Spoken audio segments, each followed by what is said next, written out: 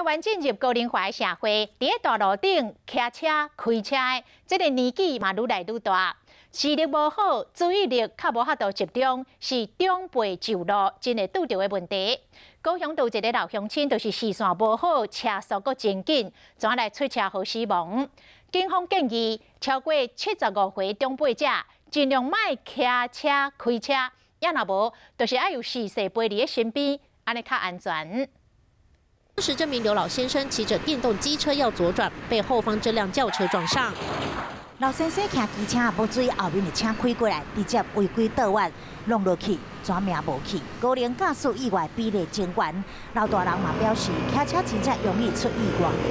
体力而且精神、眼睛都比较差，有较危险。 伫高雄65岁以上的人口，一冬就增加2万人，老人愈多，车祸的事故比例就愈高。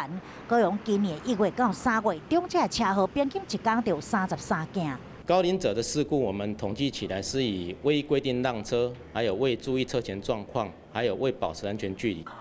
其实满75岁汽车、机车驾驶人，昨年就已经通过法令，要开车上路，就强制必须要通过体检、甲人体功能的测验。警方呼吁厝内有长辈民众，避免超过65岁父母开车、骑车上路，若无就要规路陪同，加一分的注意，避免危险的事故发生。